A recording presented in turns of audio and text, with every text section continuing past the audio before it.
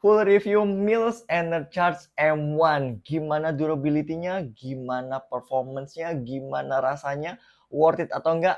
Yuk kita bahas, let's go! Yes, saya punya dua Mills Enercharge M1. Yang pertama ini warna hijau, ini masih fresh banget, baru 37 km. Dan warna putih ini sudah 130 km. Jadi kita akan bahas reviewnya ini benar-benar komprehensif dari yang waktu baru banget sampai pemakaian jangka panjang. Nah, sepatu ini saya sudah gunakan dengan berbagai macam jenis lari yang mulai dari recovery run, easy run, tempo run, fartlek, interval, bahkan sampai long run dari pace 8, 7, 6, 5, 4, bahkan sampai 3 besar ya. Dan juga saya gunakan untuk kondisi pada saat hujan dan juga pada saat kering juga. Jadi bisa nunjukin banget sepatu ini bakal worth it atau enggak. Pertama, gimana rasa dari Enercharge M1 ini? Feel pertamanya sepatu ini kerasa empuk dan juga bonci ya. Jadi pertama kali kita pakai itu kerasa langsung nyaman banget gitu ya. Dan ini tipe-tipe sepatu yang tidak butuh break in. Jadi pas dipakai tuh bisa langsung enak dipakai. Kerasa mantulnya juga gitu ya. Dan kalian lihat ini platformnya memang lebar banget ya. Jadi selain empuk dan bonci, ini yang kerasa cukup stabil ya. Karena memang platformnya bener-bener lebar. Dan sepatu ini menurut saya, tadi saya bilang ya, saya gunakan untuk pace yang pelan banget sampai pace yang kenceng banget. Jadi ini sepatu yang bisa saya bilang ini cocok untuk semua jenis pelari, dari mulai pelari pemula, pelari yang intermediate sampai profesional gitu ya. Jadi buat teman-teman yang, "Bang, Kak, Mas, saya belum pernah pakai sepatu carbon plate sama sekali. Apa rekomendasinya?" Nah, ini tipe salah satu sepatu carbon plate dan super shoes yang saya rekomendasikan. Ada beberapa alasan utamanya. Nanti kita bahas satu persatu. Pertama kita bahas bagian upper dari Mills Enercharge M1 ini. Dia menggunakan engineer mesh yang versi net ya. Jadi ini seperti bahan nilon atau yang biasa kita lihat di fishnet ya. Jadi dia benar-benar breathable karena memang lubang-lubangnya nih atas kanan kiri ini benar-benar banyak banget dan besar-besar. Dan ini kerasa adem banget. Dan kalian lihat ini karena platformnya lebar, jadi dia untuk toe box-nya ini lumayan cukup lebar gitu ya. Kaki saya tipe kaki normal itu masih kerasa bebas banget jari-jarinya main gitu ya. Dan juga nggak kerasa sempit sama sekali gitu. Jadi ini cocok juga untuk teman-teman yang kakinya agak lebar gitu ya. Jadi kalau untuk saya ini true to size dan masih sedikit nyaman, ada ruang lebih gitu ya. Untuk teman-teman yang kakinya agak lebar ini kemungkinan besar masih bisa masuk. Karena ini platformnya juga cukup lebar dan ini agak roomy untuk bagian toe box-nya. Dan ketika saya gunakan ini tidak ada masalah sama sekali ya. Nggak pernah blister sama sekali. Bahkan sampai saya gunakan 130 km ya. Jadi ini tidak ada blister atau masalah sekali. Walaupun memang kalau kita sentuh gitu ya kerasa kayak agak kasar gitu ya. Tapi memang ketika kita gunakan ini tidak bikin blister. Karena memang ya tadi untuk dari bentuknya ini tidak terlalu narrow ya. Cukup roomy. Dan dari build quality-nya ini saya bisa bilang uppernya ini upper yang badak banget ya. Ini 37 km. Iya, nggak ada kelihatan perubahan apapun ya. Nggak ada lecet, rusak, atau kegores sama sekali. Ini bener-bener badak banget, kuat banget untuk uppernya. Nah, ini 37 km. Kalau sudah 130, nggak ada robekan atau apapun, atau tanda-tanda yang akan bikin rusak itu nggak kelihatan sama sekali. Jadi ini uppernya adem, tapi juga memang dia sangat-sangat kuat. Selanjutnya kita bahas bagian tali sepatunya. Tali sepatu ini menggunakan tipe yang serut atau yang racing seperti ini ya. Ini nggak pernah ada masalah sama sekali, kenceng banget tali sepatunya. Dan ketika teman-teman yang ngerasa kakinya terlalu lebar, ini masih ada runner's knot ya. Jadi kita bisa tarik dan ini cukup ngelok dengan baik. Jadi ketika saya gunakan untuk long run nyaman, ketika untuk speed training saya biasa tali sepatunya lebih kenceng lagi gitu ya. Dan itu nggak bikin kaki kita bergeser-geser, hip slip atau kakinya goyang-goyang, itu nggak kerasa sama sekali karena ini tali sepatunya cukup ngelok, cukup ngerap gitu ya, kerasa banget. Dan juga untuk tangnya ini memang tidak ada paddingnya sama sekali ya. Jadi dia bener-bener kayak mesh aja, satu single layer mesh. Dan ini adem banget karena memang bolong-bolong juga. Cuman memang dia tidak ada padding banget. Buat teman-teman yang ngerasa pengen ada yang empuk-empuk segala macam, ini tidak ada. Tapi di kaki kita masih terasa cukup nyaman ya, nggak bikin sakit juga gitu ya. Selanjutnya kita bahas bagian kolar dari sepatu ini. Sepatu ini, kolarnya ini ada padding-paddingnya ya, sekeliling sepatunya ini di bagian ankle kita ada padding-paddingnya, dan di atasnya ini ada fabrik yang cukup lembut ya. Ini awalnya saya khawatir bakal terjadi blister di area ankle atau sekitaran kolar ini, tapi sejauh ini masih kerasa nyaman banget karena fabrik yang di dalamnya ini sangat lembut dan empuk ya. Dan ini sampai saya pakai 130 km pun saya tidak pernah mengalami blister di sekeliling bagian kolar ini juga. Lanjut ke bagian heel counternya, sepatu ini punya heel counter yang sangat berstruktur ya. Ini bener-bener kokoh dan ini bikin heel kita bener-bener stay di tempat, nggak bergeser sama sekali dan nggak kolaps-kolaps ya. Dan bikin sepatu ini cukup stabil juga ya, karena banyak super shoes yang bagian heel counternya itu tidak berstruktur. Ini tipe yang ada strukturnya, jadi bisa menjaga heel kita tidak bergeser dan tidak naik turun gitu ya. Jadi ini bikin lebih secure juga dan juga ngerasa lebih stabil. Jadi overall untuk bagian upper sepatu ini saya bisa bilang build quality-nya luar biasa ya. Dan juga nilai plusnya sepatu ini gampang banget dibersihin. Jadi pada saat ini kena hujan, cipratan-cipratan kotor yang putih ini dilap aja itu bisa hilang gitu ya. Karena memang dia pakai tipe-tipe yang nilon seperti ini untuk uppernya, jadi gampang banget dibersihin. Itu nilai plusnya juga. Dan dari sisi build quality-nya nih, untuk bagian upper sepatu ini sangat bisa saya bilang luar biasa. Berikutnya kita bahas bagian insole-nya. Nah, sepatu ini sebenarnya insole-nya dilem ya, terutama yang baru ini dilem, jadi agak susah. Cuman ini yang lama saya bisa copot.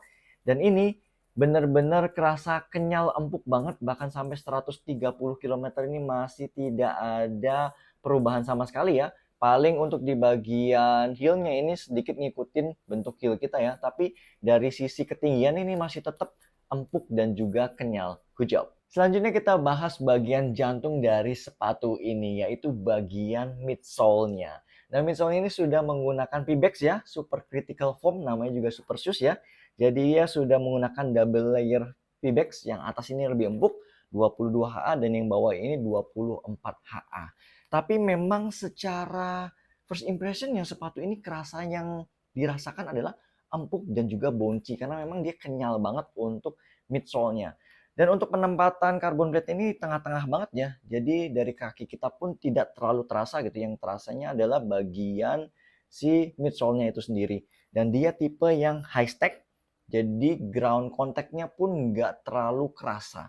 Maka dari itu sepatu ini saya bisa bilang cocok untuk dipakai di pace rendah juga gitu. Di pace 8, 7, 6 itu masih cocok.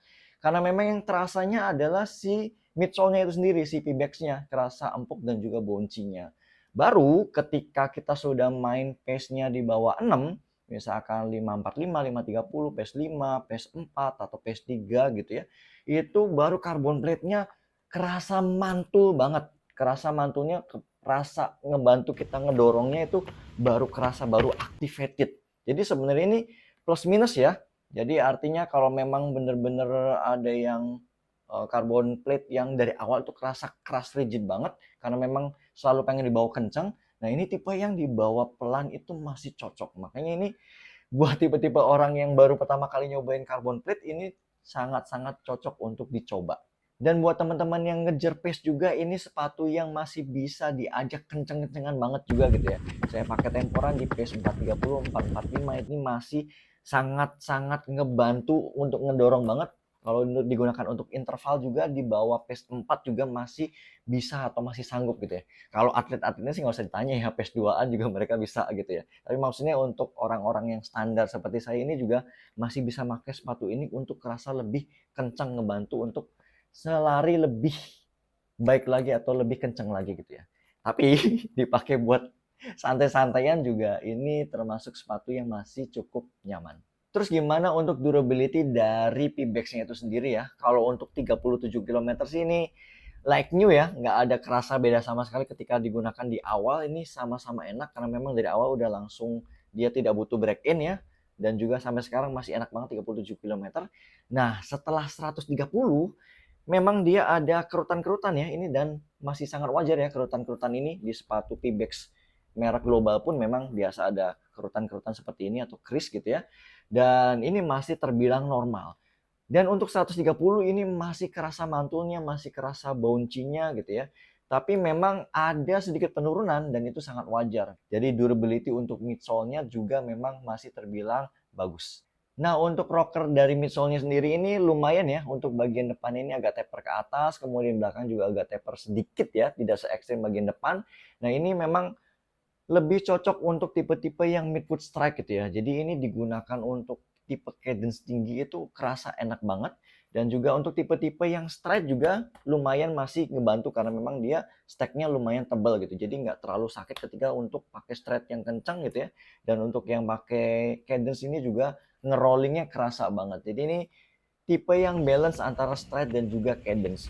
Nah, buat teman-teman yang heel strike banget, ini memang agak sedikit harus hati-hati ya, karena memang dia agak taper untuk bagian belakangnya, jadi benar-benar lebih conscious untuk larinya gitu ya. Jadi memang ya lebih bagusnya memang kita arahnya ke midfoot strike saja gitu ya, seperti itu. Tapi untuk apakah teman-teman yang pakai heel strike masih bisa pakai, menurut saya masih bisa asal lebih hati-hati saja ketika menggunakan sepatu ini. Tapi bukan tipe yang ekstrim sampai bikin gelinding banget. Karena memang terbantu juga dari sisi platformnya yang cukup lebar gitu ya, jadi masih lebih stabil untuk di bagian heel-nya.